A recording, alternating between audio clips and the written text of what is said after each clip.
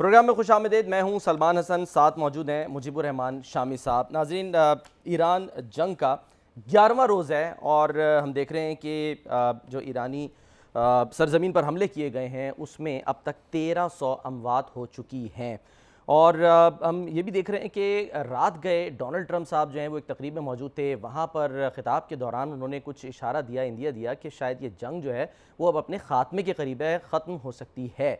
लेकिन उसके बाद आज जो पेंटागन है वहाँ पर वज़ीर जंग पीट हेग्सेथ मौजूद थे, जनरल डैन केन मौजूद थे और उनसे जब साहबी सवालात कर रहे थे तो उसमें जवाब देते हुए उन्होंने हैरान कुन बात की। उन्होंने कहा है कि आज ईरान पर शदीद तरीन हमले होंगे और उन्होंने ये इशारा भी दिया कि ईरान जो है वो स्कूलों और अस्पतालों से मिसाइल दाग रहा है और ईरान ने अपने हमसाया ममालिक को निशाना बनाकर बड़ी गलती की है। ईरान तन्हा होकर बुरी तरह जंग हार रहा है। तो जो जनरल डैन केन है वो भी यही कह रहे हैं कि हमने ईरान की जो मिसाइल सलाहियत है उसको बड़ी तादाद में नुकसान भी पहुंचा दिया है। और दूसरी तरफ वो ये दावे कर रहे हैं कि चाहे ईरान की नेवी हो, ईरान की फ़ज़ाइया हो, ईरान की क़यादत हो, इस वक्त सबको हमने बिल्कुल न्यूट्रलाइज़ कर दिया है। तो अब ये जो बयान आया है, इससे पहले तो डोनाल्ड ट्रंप साहब जो उम्मीद दिला रहे थे जंग के खात्मे की, उसका फौरी असर ये देखा गया कि जो आलमी तेल की मंडियां हैं वहाँ पर उसके असरात पॉजिटिव नज़र आए और जो ऑयल की कीमत है वो कम हो गई, $89 पर बैरल तक पहुँच गई। फिर इसके पाकिस्तान स्टॉक एक्सचेंज पर भी ज़ाहिर है मुस्बत असरात पड़े, यहाँ पर भी आज जो है वो मार्केट पॉजिटिव रही। तो एक बयान आता है उससे पॉजिटिविटी और उसके फौरी बाद एक बयान आता है उससे न जाने क्या वो अब करने जा रहे हैं, जो ये कह रहे हैं कि ईरान स्कूलों और अस्पतालों से मिसाइल दाग रहा है। तो खुदा ना खास्ता वो कहीं एक बार फिर स्कूल्स और अस्पतालों को निशाना बनाने की तैयारी तो नहीं कर रहे? किस तरफ ये मामला जो है वो जा रहा है? पहले ज़रा सुने जो डोनाल्ड ट्रंप साहब फरमा रहे थे रात जो तकरीब में फ्लोरिडा में मौजूद थे, उन्होंने क्या इशारे दिए, क्या इंदिया दिया, वो देखिए। तो अगर डोनाल्ड ट्रंप की बात सुनी या समझी जाए तो ऐसा लग रहा है कि शायद ईरान जो है वो मुकम्मल तौर पे ख़त्म हो चुका है। बहरहाल एक तरफ डोनाल्ड ट्रंप ये कह रहे हैं कि जी हम जो हैं वो इसका अख्ताम करने जा रहे हैं और दूसरी तरफ जो पासदाराने इनकलाब हैं वो कह रहे हैं कि जंग के ख़ात्मे का फ़ैसला हम करेंगे। और इसके अलावा ज़ाहिर है जो उन्होंने हमले इसराइल पे किए हैं उसकी भी तफसीलात उन्होंने कुछ शेयर की हैं। न्यूयॉर्क टाइम्स जो है वो रिपोर्ट कर रहा है कि ईरान ने अरब ममालिक पर 2000 ड्रोन्स और 500 मिसाइल दागे हैं। तो इस वक्त सिचुएशन है क्या एग्जैक्टली? शामी साहब से ज़रा इस पर बात करते हैं। शामी साहब, आपकी क्या अंडरस्टैंडिंग है?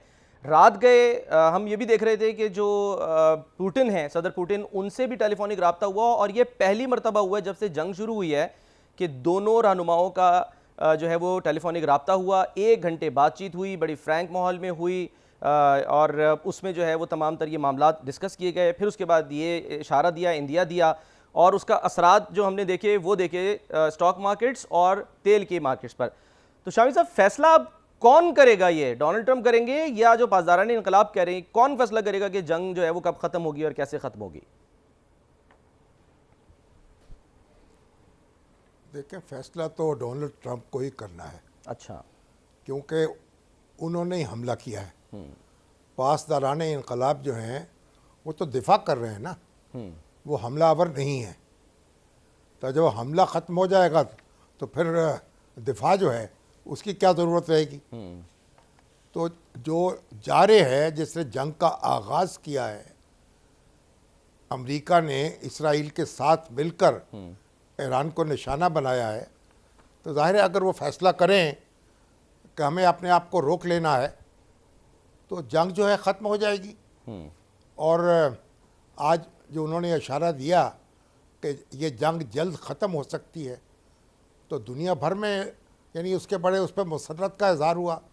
आप देखें सेंटीमेंट क्या था, यानी एकदम इत्मीनान की लहर दौड़ी है, तेल की कीमतें कम हो गई हैं और दुनिया भर की जो स्टॉक्स एक्सचेंज हैं वो जनाब उनमें तेज़ी देखने में आई है और लोगों के जो डूबे हुए पैसे हैं वो रिकवर हुए हैं।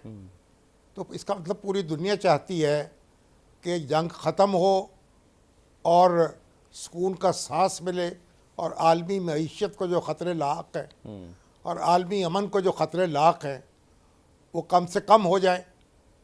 इसलिए हर शख्स जो है अब डोनाल्ड ट्रंप की तरफ देख रहा है, ये इस कुंजी तो उनके हाथ में है। जिस दिन वो ख़त्म करने का ऐलान कर देंगे जंग ख़त्म हो जाएगी।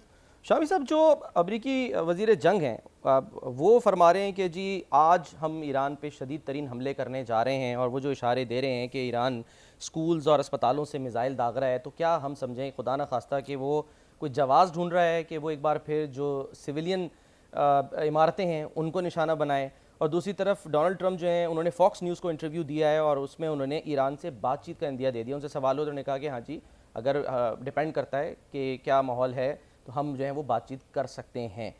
तो इसका मतलब क्या लिया जाए? क्या मज़ीद सख्त हमले होने जा रहे हैं, या अब मामला बातचीत की तरफ जा रहा है और उसके लिए प्रेशर डालने के लिए ये बातें की जा रही हैं? देखिए, जंग में फ़रीक़ैन जो हैं वो दावे करते रहते हैं, धमकियां भी देते रहते हैं, किधर भपकियां भी सुनने को मिलती हैं। अब वज़ीर जंग ने कहा है कि हम हमला करने जा रहे हैं, तो इससे पहले उन्होंने क्या किया है? रोज़ ये हमलावर होते हैं, जो कुछ उनके बस में है वो ईरान को नुकसान पहुंचाने की कोशिश करते हैं। और ईरान देखें तो ईरान अब अस्पतालों से और स्कूलों से ईरान को क्या ज़रूरत है कि वो मिसाइल दागे? यही बात जो है हमास के ख़िलाफ़ जब इसराइल जंग लड़ रहा था गज़ा में, तो यही कहता था कि हमास जो है उसने जनाब ज़ख़ीरा कर रखा है असले का अस्पतालों में और स्कूलों में, और कहा जाता था कि यहाँ हमास के जंगजू छुपे हुए हैं, और स्कूलों और अस्पतालों को ताराज किया जा रहा था। और आज इस तरह की बातें करके आप कोई तसव्वुर कर सकता है कि यहाँ अस्पतालों में और स्कूलों में कोई मिसाइल वहाँ रखने की ज़रूरत क्या है? ईरान एक इतना बड़ा मुल्क है, यानी लाखों मुरब्बा मील पे उसका इलाका है, उसे क्या ज़रूरत पड़ी है कि अस्पतालों को और स्कूलों को इस काम के लिए इस्तेमाल करें? उसके अपने पास ज़ख़ीरा करने की बड़ी सलाहियत है हथियारों को। मिसाइल उसने, और फिर उसने जिस तरीक़े से ज़ेर ज़मीन उसने स्टोरेज बना रखे हैं, उस तक तो रसाई नहीं हो पा रही अमेरिका की और उसकी इत्तेहादी फ़ौजों की। तो ये सारी बातें जो हैं, मेरा ख्याल जब ये इनको दोहराते होंगे तो इनको ख़ुद भी शर्म आती होगी। आईने के सामने खड़े होकर अपने आप को देखें तो ख़ुद भी उनको अपना झूठ जो है वो दिखाई देगा और किस तरीक़े से वो अपने आप को धोखा दे रहे हैं। हाँ, और ट्रस्ट का ये आलम है कि हम देखते हैं कि एयरफोर्स वन में जब डोनाल्ड ट्रंप से पूछा जाता है कि जी स्कूल पर हमला किसने किया, तो वो जवाब देते हैं कि जी ईरान ने किया। तो वो सहाफ़ी फ़ौरन ही पीट हेग्सेथ से जो पीछे खड़े थे उनसे पूछता है, यानी वो ट्रंप की बात को अहमियत नहीं दे रहा, वो उनसे पूछ रहा है क्या ये सच है? यानी डोनाल्ड ट्रंप की बात पर यकीन नहीं कर रहा और वो उनसे पूछ रहा है क्या ये सच है, क्या ईरान ने खुद जो है वो हमला किया? ये एतबार का आलम है डोनाल्ड ट्रंप पर। जाहिर है कि झूठ ही झूठ है। यानी ईरान ने अपने स्कूल पे क्यों हमला किया है? उसे करने की क्या ज़रूरत थी? अपनी बच्चियों के खून से होली खेलने की क्या ज़रूरत थी? और जो हमला किया है वो तो हर चीज़ रिकॉर्ड पर है, वो तो सारे मनाज़र कैमरे की आंख ने महफूज कर ली हैं। हमलावर कौन थे और किस तरीक़े से उन्होंने बमबारी की है और किस तरह मासूम बच्चियों की जानें ली हैं। और तारीख़ में ये वाक़या जो है एक नक्श हो चुका है और इस पर नफरीन भेजी जाती रहेगी। और जब भी कहीं जिक्र होगा जो इसका इर्तिकाब करने वाले हैं इस वारदात का, उन पर नफरीन भेजी जाएगी। और लोग जो हैं वो इंसानियत के साथ, इंसानियत के मुहाफ़िज़ होने का दावा कैसे कर सकते हैं जो लोग इस बर्बरियत का मुज़ाहरा करते हों, जो बच्चियों को खून में नहलाते हों। 168 बच्चियाँ जो हैं वो मासूम बच्चियाँ, वो जनाब उनको हलाक कर दिया गया और अब कहा जा रहा है कि ईरानियों ने हमला कर दिया होगा।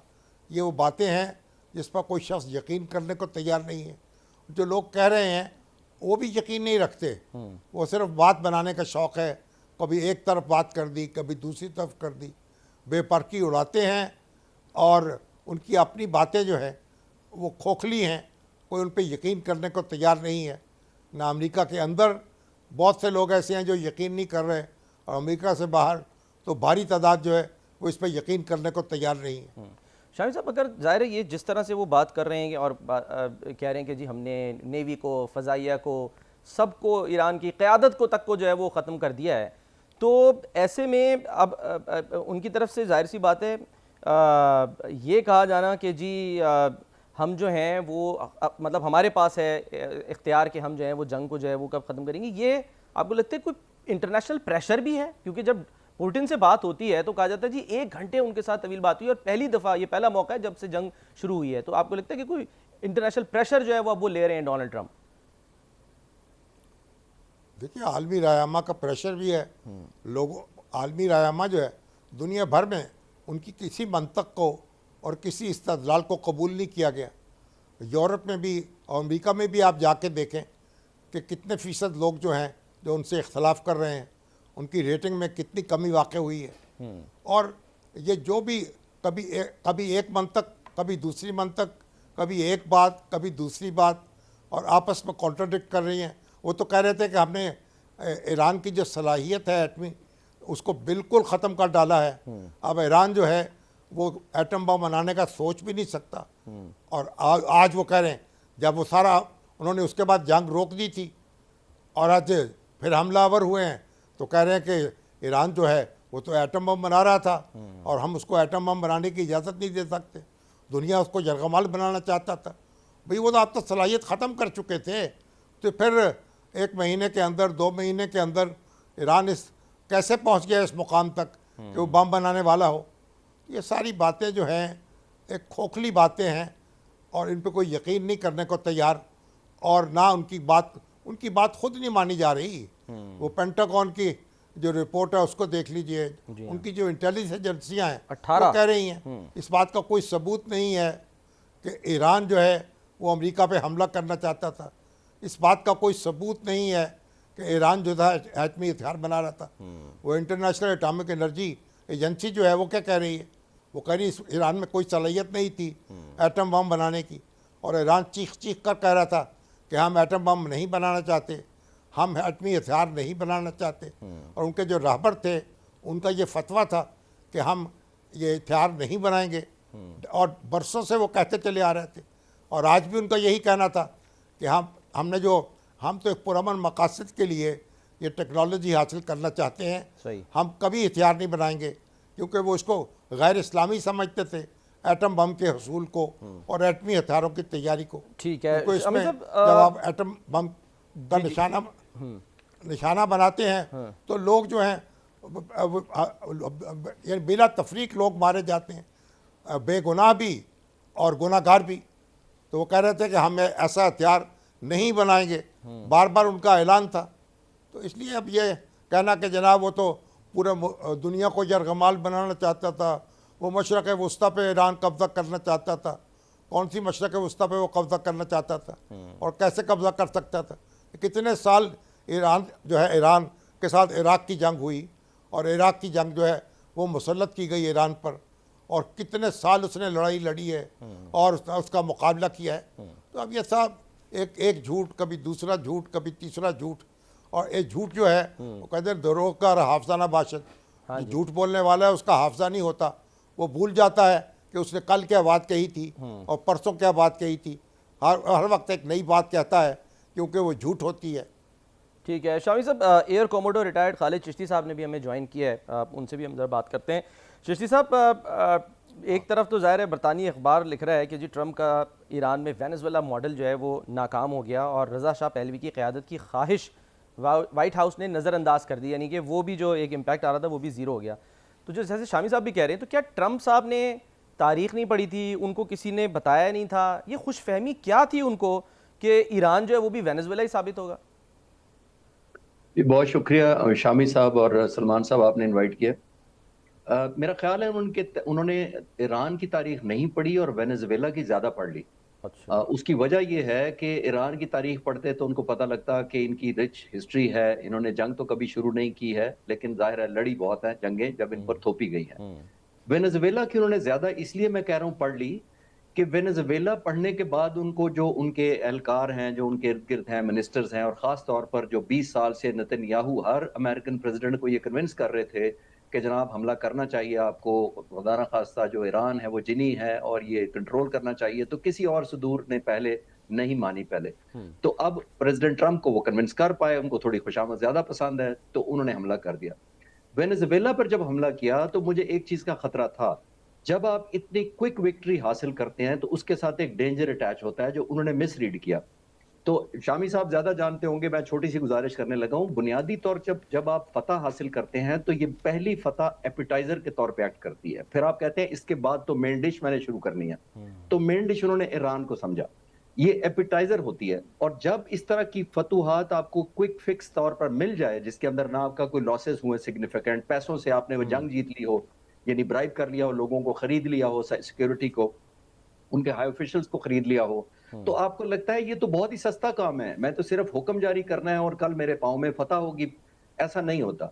ये वो भूल जाते हैं कि हर वक्त मिलिट्री जो होती है वो हर वक्त, हर जगह और हर मकसद के लिए इस्तेमाल होने के लिए नहीं होती। आपने बाज दफा अपना खौफ मेंटेन करना होता है। आपने हर दफा ये नहीं साबित करना होता कि ये मैं मिलिट्री को लगाऊंगा तो हर चीज मैं हासिल कर लूंगा। बाज दफा एक हमला ना किया हुआ सबसे कामयाब होता है, वो हमला कामयाब बाज दफा नहीं होता जो फिजिकली आप कर दें।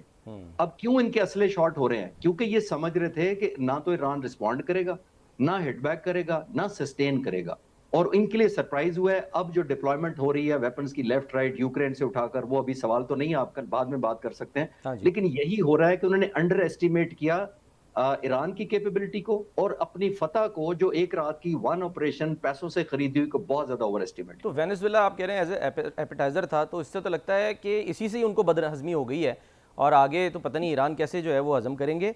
अब तक इस जंग से हासिल क्या हुआ है डोनाल्ड ट्रंप को, जोशी साहब? देखिए सलमान साहब, बुनियादी तौर पर जितनी अमेरिका ने हाइप क्रिएट की लोगों की नजर में, खास तौर पर अमेरिकन लोगों की नजर में, और अपनी मिलिट्री को जितना हाइप क्रिएट की, मैं मानता हूं बहुत प्रोफेशनल और बड़ी बैटल टेस्टेड उनकी फौजें हैं, इसमें तो कोई शक नहीं है। लेकिन ये चीजें जो फिर वो भूल जाते हैं, उनकी टारगेटिंग स्ट्रैटेजी फॉल्टी है। आप उनकी जो कल की, आज की तकरीर जो आज चल रही है हमारे चैनल्स पर जो चल रही है, मैं उसको जरा गौर से पढ़ रहा था और मैं हाईलाइट करना शुरू हो गया कि कहां कहां उन्होंने वॉर ऑब्जेक्टिव्स दिखाए हैं। उस तकरीर में शायद मुझे लगा कि कहीं किसी सेंटेंस में वो ये शो कर रहे हैं कि हम जीत चुके हैं, किसी में ये शो कर रहे हैं कि पता ही नहीं कब जीतेंगे, किसी में ये शो कर रहे हैं अभी तो शुरू ही नहीं की हमने जंग। उनको अभी तक टारगेटिंग स्ट्रैटेजी नहीं पता, क्योंकि जब उन्होंने हमला किया तो मैं अक्सर कहता हूं कि वो तकरीर फॉल्टी थी, क्योंकि उन्होंने अपनी रेसिपी के अंदर, जो उन्होंने जंग जीतनी थी, आपकी अपनी फोर्सेस होती हैं, आपकी अपनी स्ट्रैटेजी होती है, अपने वेपन्स होते हैं, आपके सरप्राइजेस होते हैं। ये यूनिक जंग है कि कमांडर इन चीफ दुनिया का सबसे बड़ा जंग लड़ने का ऐलान करता है और अपनी रेसिपी को, जो सक्सेस की है, कामयाबी है, उसके मेन इंग्रेडिएंट ईरानी अवाम को रख लिया उसने। ये कैसे आप कर सकते हैं कि जिस मुल्क पर आप हमला करने जा रहे हैं उसको अपनी कामयाबी की रेसिपी का सबसे बड़ा हिस्सा रख लें? ये तो नहीं हो सकता। वो तो बोनस होता है, अगर ईरानी लोग खड़े हो जाते तो उनको फायदा हो जाता, लेकिन आप ये तो नहीं कह सकते कि मैंने शुरू की थी बाकी तुम खुद कर लो। तो अमेरिका ने जो ऑब्लिगेशन अपने आप कर ली, दुनिया के सामने भी और अपने लोगों के सामने, अमेरिका ने खुद, प्रेसिडेंट ने कहा कि हम इनविंसिबल हैं और इनवर्नरेबल हैं। जब आप इतनी एक्सपेक्टेशन बढ़ा देते हैं तो वॉर ट्रॉफी अब ऑब्लिगेशन है अमेरिकन प्रेसिडेंट पर कि आपने ट्रॉफी जीत कर दिखानी है। ईरान ने वॉर ट्रॉफी कोई नहीं दिखानी। अमेरिका के लिए मैं कहना चाहूंगा आखिरी जुमला इसके ऊपर, अमेरिका ने जीतने के लिए जीत कर दिखाना है, ईरान ने जीतने के लिए सिर्फ हारना नहीं है। अच्छा, आपको लगता है ये जो अब धमकियां दी जा रही हैं, कोई खुदा ना खास्ता साहब, कोई बड़ा हमला जो है हो सकता है? इसके बाद शामी साहब के भी सवाल साथ ही ले लीजिए। जी शामी साहब। चिश्ती साहब, यानी आप अगर ये जो 11 दिन हो गए हैं, अब इसका जायज़ा लें तो यानी आप कैसे कहेंगे कि जो हमला आवर हैं उन्होंने कितना नुकसान किया है और ईरान जो है उसकी जो दिफाई हिकमत अमली है वो किस हद तक कामयाब रही है? शामी साहब, बड़ा क्विकली मैं अर्ज करता चलूं कि जो इनिशिएटिव करता है, लेता है, और वो भी सुपर पावर हो, इतनी बड़ी दुनिया की बैटल टेस्टेड फौज हो, जिसके पास इतना बड़ा इक्विपमेंट हो, उसके पास तो बहुत ही ज्यादा एडवांटेजेस होते हैं। मैं क्विकली सिर्फ 5 पॉइंट आउट करूंगा। नंबर 1, उसके पास इनिशिएटिव होता है, उसके पास इंटेंसिटी अपनी मर्जी की होती है, कितने मैंने जहाजों को मारना है, उसके पास टाइमिंग अपनी मर्जी के होते हैं, उसके पास शॉक क्रिएट करने की कैपेसिटी होती है और दुश्मन को सरप्राइज करने की कैपेसिटी उसके पास होती है। इंडिया पाकिस्तान में आपने देखा कि क्या कुछ था, ये सारे इंडिया के पास इनिशिएटिव थे रात को 12:30 बजे 6 मई की दरमियानी रात को। अभी अमेरिका के पास तो इतनी बड़ी सुप्रीम मिलिट्री है, ये सारे इनिशिएटिव होने के बावजूद उस मुल्क पर आप हमला कर रहे हैं। जब इनिशिएटिव आपका, सरप्राइज आपका, इंटेंसिटी आपकी, टाइमिंग आपके, तो आपने हमला करते वक्त इतना मुल्क जो 47 सालों से सैंक्शंस में है उसको कैलकुलेट गलत किया। और आप जो कह रहे हैं इंटेंसिटी, जैसे मैंने अर्ज किया कि मैं बहुत कामयाब देखता हूं कि शामी साहब, ईरान ने कुछ नहीं करना, कोई ट्रॉफी किसी को नहीं दिखानी, ईरान ने सिर्फ और सिर्फ सर्वाइव करना है। यानी कि जब वो सर्वाइव कर गया, और तो जैसे मैंने कहा कि ईरान अगर हारे ना, एक मिलिट्री पॉइंट ऑफ व्यू से भी जैसे वो तंग कर रहे हैं, प्रोहिबिटिव कॉस्ट इंपोज कर रहे हैं, और एक हौसला ना हारे, तो मेरा ख्याल है लॉन्ग टर्म में, इस वक्त भी मैं 11 दिन बाद भी देख पा रहा हूं कि अमेरिकन प्रेसिडेंट को ज्यादा जिसको लेने के देने पड़ गया। और मैंने कुछ दिन पहले अपनी एक डॉक्यूमेंट्री बनाई थी, तो उसमें मैंने ये कहा था कि ईरान जैसा भी रिस्पॉन्ड दे, क्योंकि मिलकर अमेरिका और इजराइल ने हमला कर दिया है, तो जंग, मैंने 3 दिन बाद जंग के कहा था, तो मैंने कहा था जितने दिन भी जंग चली, जंग बंद होगी तो ये वो अमेरिका नहीं होगा जो जंग से पहले था, और ये वो इजराइल नहीं होगा जो जंग से पहले था, इंशाल्लाह। तो लेकिन डोनाल्ड ट्रंप जो हैं वो तो तकारीब में खड़े होके बातें कर रहे हैं, जी हमने नेवी ख़त्म कर दी, हमने जो है वो उसकी फ़ज़ाइया को ख़त्म कर दिया, जिस तरह वो पहले कहते थे ऑब्लिटरेट कर दिया, इस तरह के अल्फाज।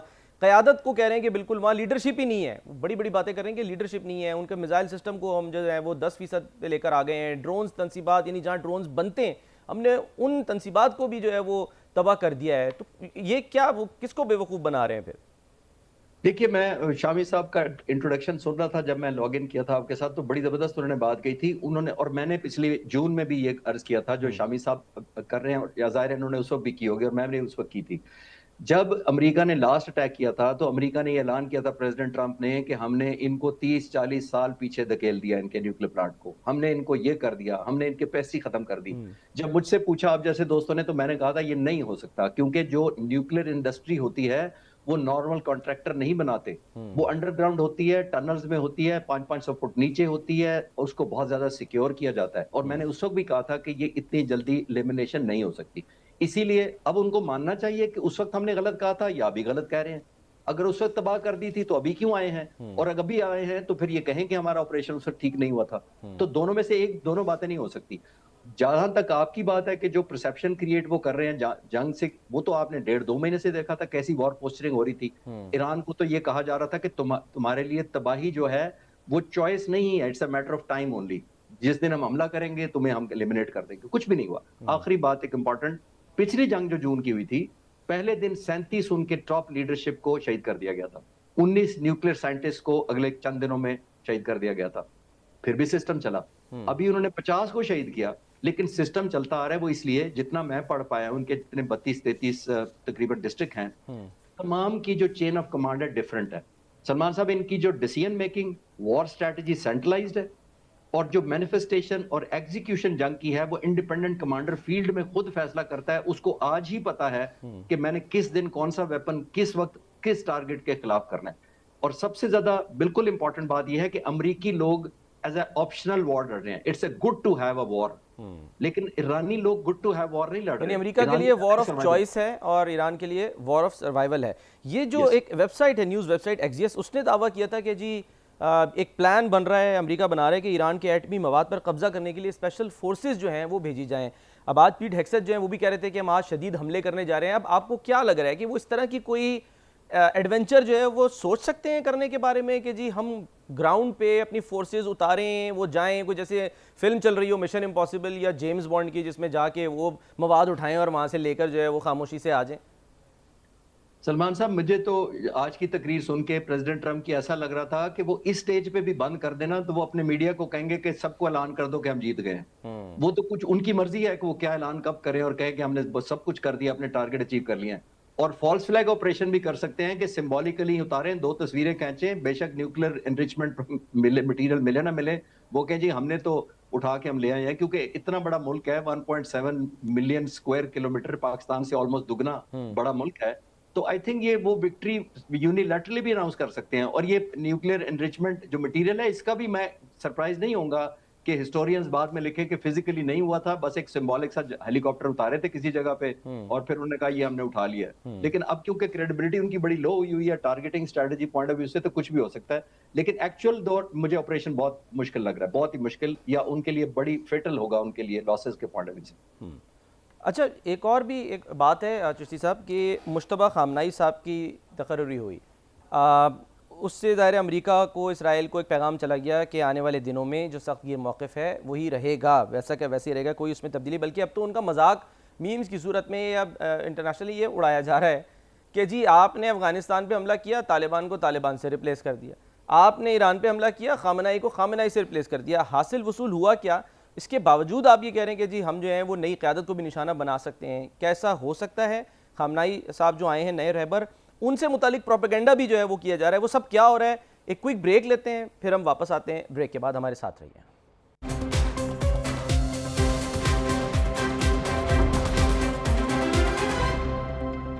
वेलकम बैक जी। खालिद चिश्ती साहब भी हमारे साथ मौजूद हैं। चिश्ती साहब, ज़रा आपसे मैं जानना चाहूँगा कि जो मैसेज गया है कि सख्तगीर मौक़िफ़ का सिलसिला जारी रहेगा, खामनाई साहब जो जिनकी यानी कि जिनके साहबजादे खामनाई साहब बने हैं, मुश्तबा खामनाई साहब, अब उनसे मुतालिक जो है वो कुछ हम ये देख रहे हैं कि ब्लूमबर्ग की जैसे हम रिपोर्ट की बात करें, उसमें उनसे मुतालिक बड़ी अजीब व गरीब बातें की जा रही हैं। मैं चाहूँगा शामी साहब ज़रा इस पर रोशनी डालने पहले।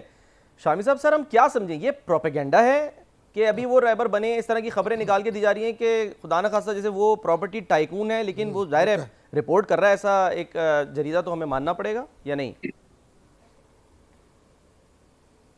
नहीं, उनकी रिपोर्ट है कि डोनाल्ड ट्रंप जो हैं, क्योंकि वो भी एक प्रॉपर्टी टाइकून है, तो रियल एस्टेट में उनकी बहुत बड़ी इन्वेस्टमेंट है, बड़ा कारोबार है, और उनकी वर्थ जो है कोई 7 बिलियन डॉलर के करीब है जी।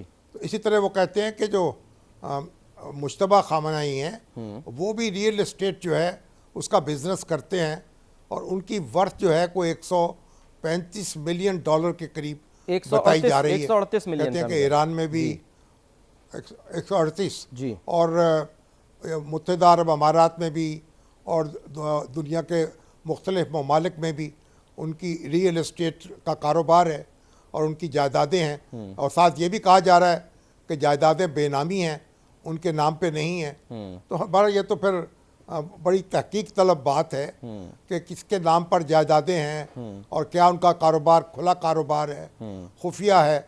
और ये भी कहा जा रहा है कि जो जब ईरान का इनकलाब आया तो बेशुमार जो थे लोग, उनकी जायदादें जो थीं ज़ब्त की गई थी, और वो जायदादें जो हैं उनको मैनेज करने के लिए फिर ईरान के एक कंपनी बनाई थी। अब कितना वो मामला सरकारी है, कितना गैर सरकारी है, कितना ये झूठ है, कितना ये सच है, मेरा ख्याल ईरान की तरफ से भी इसकी कोई वजाहत आएगी तो तभी देखा जा सकेगा। हमारा इस वक्त तो मुकाबला उन्होंने किया है कि खामनाई जो है, मुश्तबा खामनाई और डोनाल्ड ट्रंप जो है, क्योंकि दोनों रियल एस्टेट के कारोबार में हैं, तो इसलिए दोनों में कुछ न कुछ कदर मुश्तरक भी हो सकती है। चिश्ती साहब से सर बात है। हाँ, ये पहला मौका नहीं है। इससे पहले जब इनका नाम आ रहा था तो उस वक्त भी कुछ मुबैना तौर पे बड़ी वाहियात किस्म की स्टोरीज जो हैं वो फैलाई जा रही थी मुश्तबा खामनाई साहब से मुताल्लिक, कि ये कहा जा रहा था, अजीब व गरीब बातें हो रही थी। तो ये आपको प्रोपेगेंडा लग रहा है या आपको लगता है कि नहीं, जैसे शामी साहब भी बात कर रहे हैं कि कुछ हालात ऐसे थे कि उनको मजबूरन, क्योंकि वो फ्रंट पे तो आते नहीं थे, और जो इनकलाबी गार्ड्स हैं ज़ाहिर है उनके भी कारोबार तो हैं, काम तो उन्होंने भी करने हैं, फाउंडेशंस भी हैं उनकी। जी, बुनियादी तौर पर सलमान साहब देखिए, मैं बिल्कुल क्विकली हिस्ट्री से कवर करूंगा कि जब शाह ईरान का डिपार्चर हुआ था तो जो रेगुलर उनकी फोर्सेस थी, उनके जनरल्स और टॉप लीडरशिप को बड़ी शक की निगाह से देखा जाता आयतुल्लाह खुमैनी के ज़माने में। और बुनियादी तौर पर यह शक किया जाता था कि शायद लॉयल्टी कॉम्प्रोमाइज़ है इनकी, और ये शाह के साथ लॉयल हैं और कहीं हटा ना दें या खुदा न खास्ता शहीद ना कर दें आयतुल्लाह खुमैनी को। तो उस वक्त उन्होंने ये पासदाराना इनकलाब बनाई थी कि एक पैरेलल कंट्रोल होना चाहिए। जब ये बन गई फोर्सेस, इस वक्त तकरीबन 2 लाख उनकी तादाद है, रेगुलर आर्मी उनकी 4 लाख के करीब है। तो जब ये बन गई तो फिर उन्होंने कहा इसको सस्टेन कैसे करेंगे, तो फिर इनको कारोबार की इजाजत दी गई, फैक्ट्रियां इंडस्ट्रीज लगाने की कोशिश की, रियल एस्टेट में ये सारे आ गए, पासदाराना इनकलाब, तो वहां से पैसा आना शुरू हो गया। जाहिर है उस पर करप्शन के इल्जामात भी लगे। अभी कमिंग बैक टू फोकस के आपका सवाल थोड़ा सा हट के है, वो आपने ये पूछा कि ये प्रोपेगेंडा है या दूसरा है। देखिए सलमान साहब, जब भी इस तरह की लीडरशिप आती है जो रोल मॉडल कहलाए, कम से कम आयतुल्लाह खामनाई की मैं बात कर लेता हूँ या आयतुल्लाह खमीनी की बात कर लेते हैं, ऑलमोस्ट 45 साल 47 साल से तो 2 ही लीडर थे। तो होता यह है कि आप लीडर की जो एक बॉन्डेज हो, वो बॉन्डिंग खत्म करते हैं लोगों पर। वो प्रोपेगेंडा के जरिए होता है, आपका ट्रस्ट खराब किया जाता है, आपकी कैपेबिलिटी को डाउट किया जाता है। जब खास तौर पर सक्सेशन में आ गई है तो इन पर प्रोपेगेंडा जरूर करेगा यूरोप। और वो क्यों करेगा? उनको लगता है कि एक यूनिटी ऑफ कमांड यही है, एक रियल होप यही है, एक सिंपथी इनके साथ है लोगों की, और एक अगर कोई निकाल सकता है और अमेरिका के खिलाफ स्टैंड ले सकता है, हमें इस क्राइसिस से निकाल सकता है, तो फिर यही है मुज्तबा साहब। तो आई थिंक ये वो एक प्रोपेगेंडा का हिस्सा है। बुनियादी तौर पर क्लोजिंग में मैं सलमान साहब इस सवाल के जवाब को ये कहूंगा कि देखिए, एक होती है आपकी सलाहियत, लेकिन ईरान की सलाहियत तो बहुत कम है। वो चीज जिससे लड़ रहा है वो है उसका हौसला, और हौसला आता है आपको लीडर से। सही। अगर आपका लीडर एलिमिनेट कर दिया जाए तो फिर भी हौसला इसलिए कम नहीं हुआ कि नया लीडर आ गया, लेकिन अगर आपका लीडर खुद हौसला हार जाए तो सबसे ज्यादा वो आपकी आने वाली जो मिलिट्री होती है या प्लान्स होते हैं वो डोमिनो इफेक्ट हो जाता है। जो जैसे ईंटें खड़ी करते थे बचपन में, एक ईंट को धक्का मारे सारी गिर जाती थी, वो डोमिनो इफेक्ट क्रिएट करते हैं लीडर को डिमोरलाइज करके, उसके खिलाफ बदगुमानियां क्रिएट करके, उसकी कॉम्पिटेंसी को या करेक्टर को करके असैसिनेशन। तो आई थिंक उसका हिस्सा है, क्योंकि उनको समझ नहीं आ रही कि ये हमारे मुखालफत के बावजूद बन गया है, तो ये उसका अब क्या इलाज निकालें। तो आई थिंक ये प्रोपेगेंडा का हिस्सा है ताकि लोग डिमोरलाइज हों और लोग हौसला हार जाएं कि हमने मार्को गलत रूबियो जो है वो फरमा रहे हैं कि जी ईरान का मौजूदा मजहबी निज़ाम जो है, जो यानी कि जो वहाँ का करंट निज़ाम है, वो खित्ते और दुनिया के लिए ख़तरा है।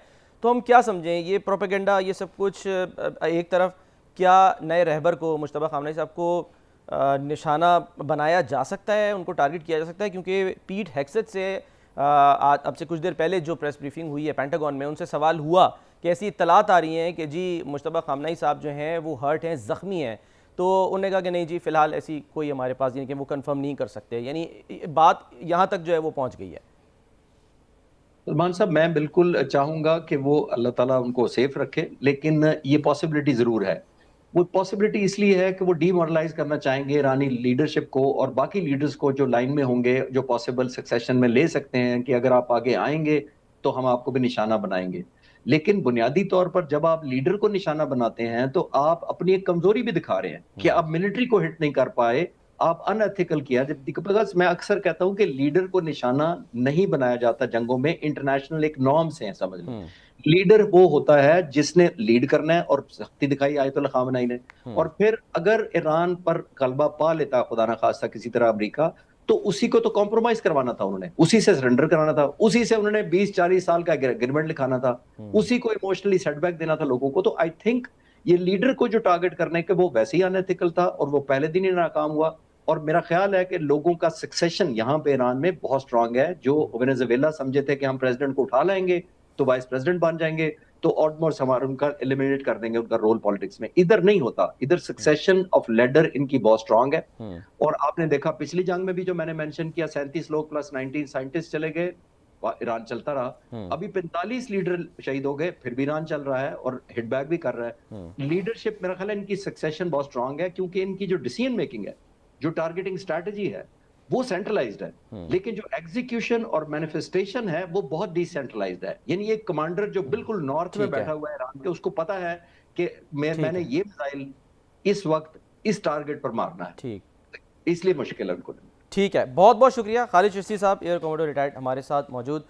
शामी साहब, एक और भी जो है वो आज हम देख रहे हैं कि एक तो जो वज़ीर आज़म शहबाज शरीफ साहब हैं, कल उन्होंने कुछ ऑस्टेरिटी ड्राइव की बात की, कौम से खिताब किया, बताया कि जी क्योंकि गैर मामूली ज़ाहिर हालात है तो गैर मामूली इक़दामात उनकी ज़रूरत है और उसके लिए जो है वो कुछ ऐलानात किए गए, उस पर भी आते हैं। लेकिन जो लेटेस्ट है वो ये कि शहबाज शरीफ साहब ने मुश्तबा खामनेई साहब के नाम एक ख़त लिखा है और इस ख़त के ज़रिए एक तो ये कि उन्होंने खामनेई साहब की शहादत पर ताज़ियत का इज़हार किया है और उन्हें ईरान के सुप्रीम लीडर की ज़िम्मेदारियाँ संभालने पर मुबारकबाद भी दी है।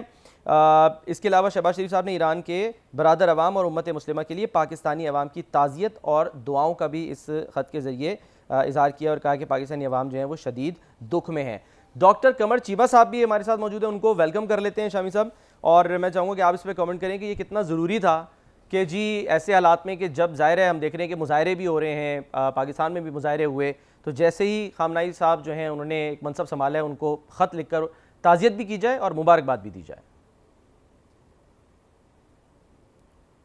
देखिए, ताज़ियत तो हर शख्स कर रहा है और पूरी पाकिस्तानी कौम जो है सोगवार है अली खामनेई की शहादत पर।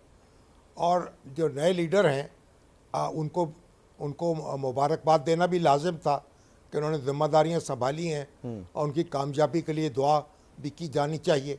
तो ये एक मेरा ख्याल है कि एक बरादराना ताल्लुक़ का, एक खैर सगाली का इज़हार है।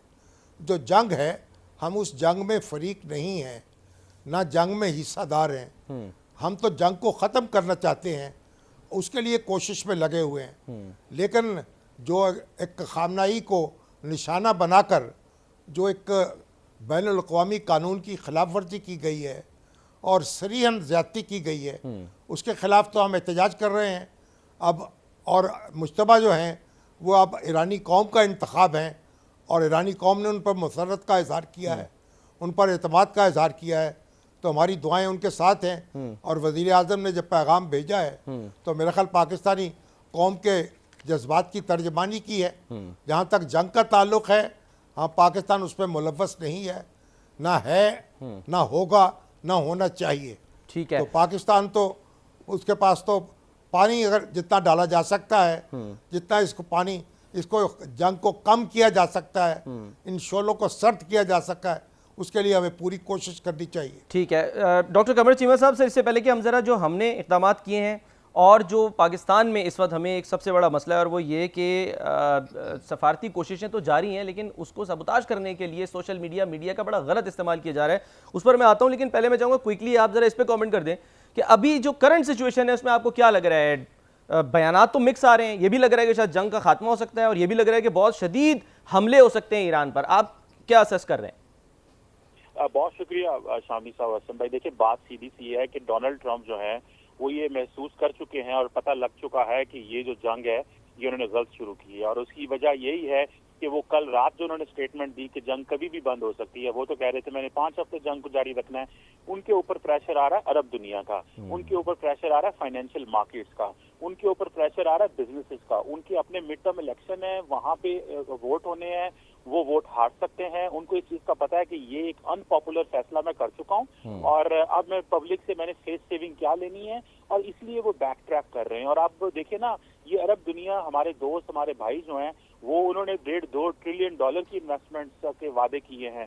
वो भी महसूस कर रहे हैं कि हमारे अमेरिका से इतने अच्छे ताल्लुकात हैं, तो उनको भी ये महसूस हुआ कि उनकी इकोनॉमी को बहुत ज्यादा नुकसान पहुंच रहा है। और अब उनको फोर्स किया जा रहा है कि कहीं जो right wing senator Lindsey Graham ने कहा कि अरब वर्ल्ड भी दुनिया का हिस्सा बने, जंग का हिस्सा बने। मेरा ख्याल है कि तमाम दुनिया ये समझती है, इंक्लूडिंग पाकिस्तान और अरब दुनिया, कि ये अमेरिका इजराइल की जंग है जो कि अनकॉल्ड फॉर थी, अननेसेसरी थी, इंटरनेशनल लॉ की वायलेशन हुई है, और ये ऐसी जंग है जिसमें वेस्टर्न दुनिया भी अमेरिका के साथ नहीं खड़ी हुई। तो इसलिए वो अब पीछे भी हट रहे हैं, और कोई पता नहीं है वो किसी वक्त भी विक्ट्री का ऐलान सो कॉल्ड करके जो पीछे हट जाए और कहें जी कि हमने लीडरशिप को खत्म कर दिया। हालांकि वो तो कहते थे कि मैंने एब्सोल्यूट सरेंडर चाहता हूँ वहाँ पे, लेकिन अब पता चला है कि नहीं, उनके लिए जो वो, और उन्होंने ये भी कहा कि मुझे तो जो जैरेड कुशनर ने कहा था, मुझे तो जो है वो स्टीव विटकॉफ ने कहा था कि जी आप जाएं और चीजें तैयार हैं, और जैसे ही आप जाएंगे लीडरशिप उनकी खत्म होगी तो आप अपनी मर्जी का बंदा इंस्टॉल कर सकते हैं। तो मेरा ख्याल है कि उनको गलत चीजों की ब्रीफिंग दी गई, और वो जारी बात है फाइनेंशियल मार्केट्स डिस्टर्ब हैं, और अमेरिका के अंदर भी कीमतें जो है वो बढ़ रही हैं, पूरी दुनिया के अंदर कीमतें बढ़ रही हैं। तो मेरा ख्याल है वो उनके ऊपर अब ये प्रेशर आया कि ये हमने गलत कुछ फैसले किए हैं, लिहाजा हमें पीछे हटने की जरूरत है।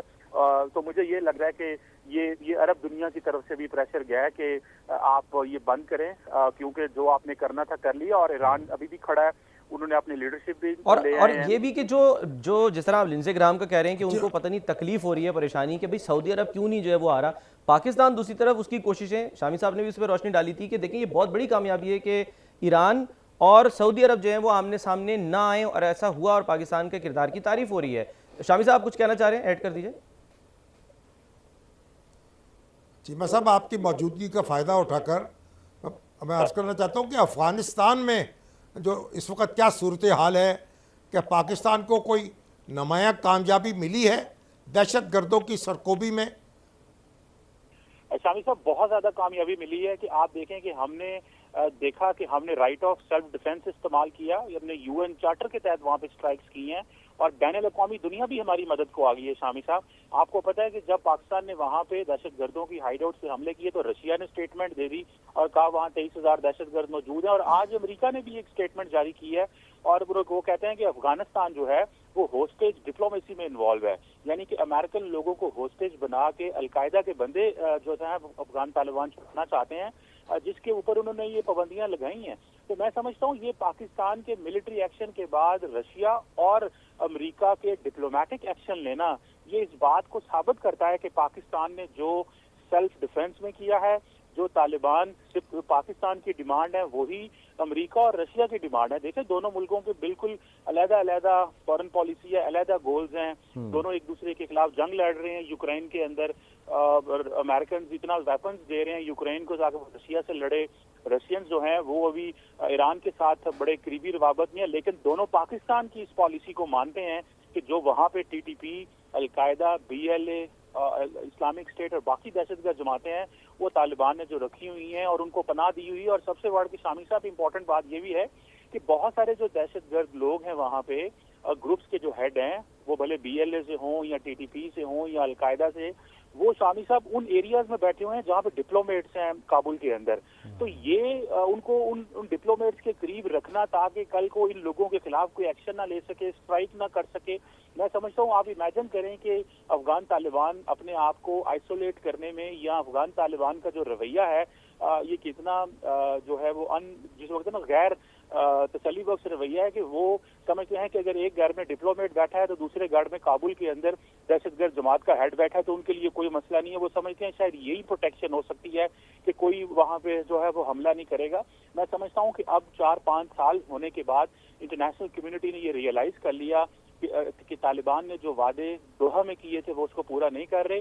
और याद रखिए जो अमेरिकन ने बात आज की है, मुझे ऐसे लगता है, और वो कब की है शामी साहब, जबकि पूरे का पूरा state department and white house जो है वो मिडिल ईस्ट में बिजी है, लेकिन उन्होंने अफगानिस्तान के बारे में इस वक्त स्टेटमेंट जारी करना एट दिस मोमेंट ये बहुत क्रिटिकल मोमेंट है। और इसमें हमारी जो सफारती सतह पे हमें दुनिया से सपोर्ट मिल रही है, बल्कि कल मैं देख रहा था कतरी वजीर आजम ने भी इसमें कोई पाकिस्तान के हवाले से बात की कि उन्होंने बड़ी कोशिशें माजी में की हैं लेकिन कोई सोल्यूशन नहीं निकल सके। और वो जारी बात है तालिबान का जो जिद्दी स्टबन बिहेवियर है मगर वो उसी के जिक्र कर अफगान तालिबान जो हैं जो बार बार ये इल्ज़ाम लगा रहे हैं कि सिविल कैजुअलिटीज़ हो रही हैं, सिविलियंस निशाना बन रहे हैं, इसमें किस हद तक सदाकत है?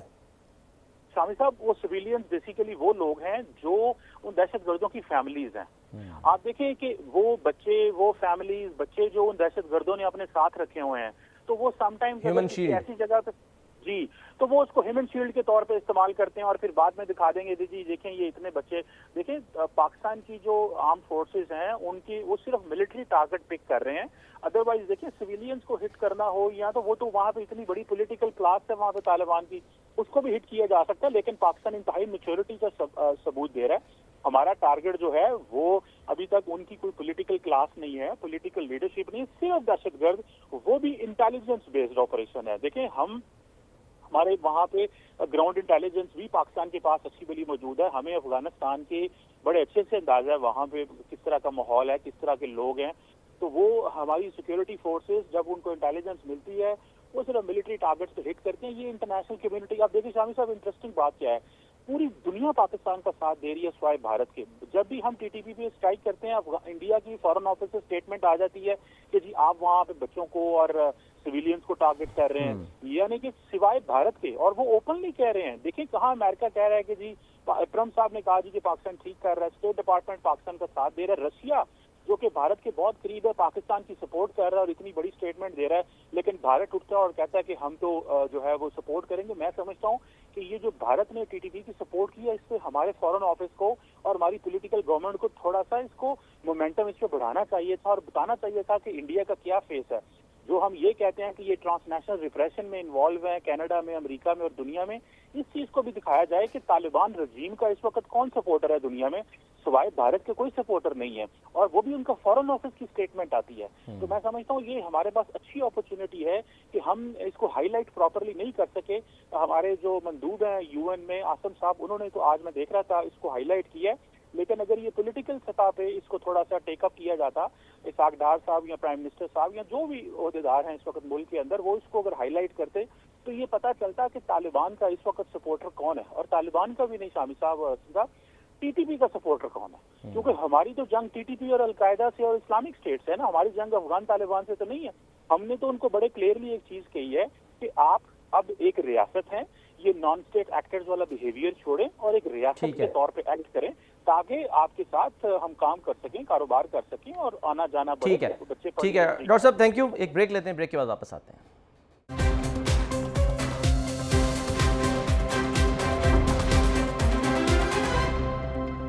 प्रोग्राम का वक्त ख़त्म होता है नाज़रीन, अपना ख्याल रखिए, अल्लाह हाफ़िज़।